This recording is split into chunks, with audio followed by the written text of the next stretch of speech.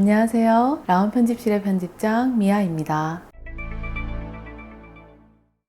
호주는 이민, 유학, 여행 이 세 가지 분야가 호주 경제에 많은 비중을 차지하고 있습니다. 특히나 다민족 국가라고 불릴 만큼 이민자들이 많은 선진국 중에 하나입니다. 최근 몇 년 동안 호주 인구의 증가율은 매년 1.5% 정도였는데 이민 인구가 거의 3분의 1을 차지하고 호주가 30년간 지속적인 경제 성장을 이루는데 핵심 역할을 해왔습니다. 하지만 코로나 바이러스로 인해 국경이 폐쇄돼서 호주에 유입되는 총 이민자 수가 예년에 비해 많이 줄어들 거라고 예상하고 있는데요. 그래서 오늘은 코로나 팬데믹 이후에 호주 이민의 미래는 어떻게 변화할지에 대해서 이야기해 볼까 합니다. 항상 시청해주시는 모든 분들의 큰 응원 덕분에 드디어 구독자가 1000명이 넘었습니다. 진심으로 감사드립니다. 오늘도 끝까지 시청하시면서 좋아요와 구독 꼭 부탁드릴게요.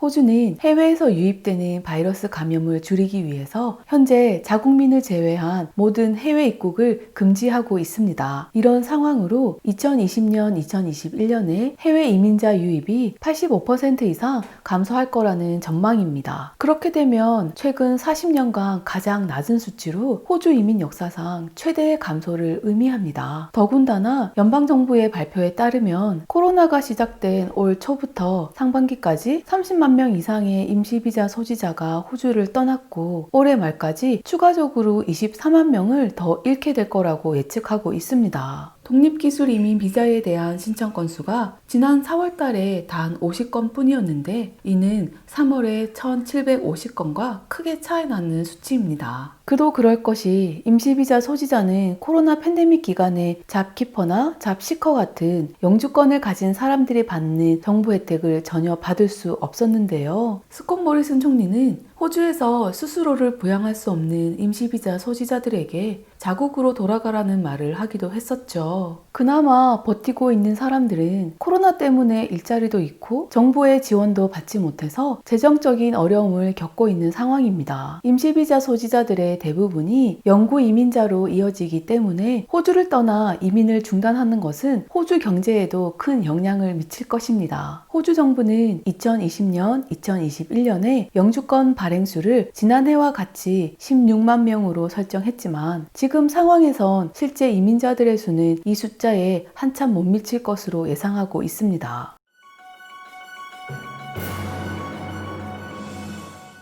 호주는 인구 고령화로 일을 해서 세금을 납부하는 사람들보다 은퇴해서 연금을 받는 사람들이 더 많기 때문에 이민자로 그 간격을 메꾸고 있었습니다. 그러니 호주에서 이민 인구는 경제 성장의 핵심 부분이라서 코로나로 인해 줄어든 이민자의 수만큼 다시 채울 수밖에 없는데요. 그런데 여기서 우리가 함께 생각해야 하는 것은 자국민들의 실업률 급증으로 인해서 호주 내에서도 인력이 넘친다는 거죠. 그렇기 때문에 이민 카테고리에서 11만 명 정도로 가장 많은 수를 차지하는 기술 이민을 무턱대고 받을 수도 없을 듯 합니다. 그래서 호주는 남한의 77배의 크기임에도 인구의 50%가 시드니, 멜번, 퀸즐랜드에 집중되어 있고 85%가 도시에 거주하고 있습니다. 또한 영주권을 받은 사람의 90%가 도시에 살고 있기 때문에 인구 분산은 호주 이민 정책의 중요한 목표인데요. 주정부 스폰과 2019년에 새로 도입된 지방비자의 전체 기술 이민의 절반가량인 5만 개를 배치한 것만 보더라도 앞으로 이민을 장려하되 도시가 아닌 지방으로 배치하려는 정책이 더욱 강조될 것 같습니다. 경제학자들은 장기적인 측면에서 이민자들이 호주의 생산성과 혁신을 이끄는 역할을 한다고 믿고 이민 감소율은 호주의 코로나 바이러스로부터의 회복을 상당히 지연시킬 거라고 예상하고 있습니다. 호주는 이민에 대해서 다른 나라들과 경쟁하고 있다고 볼 수 있는데요. 그래서 하루빨리 코로나를 잘 컨트롤해서 다른 나라들이 국경을 봉쇄하고 있을 때 호주가 기회를 제공하는 나라로 비춰진다면 코로나 이전 수준으로 이민율을 회복할 수 있을 거라고 말했습니다.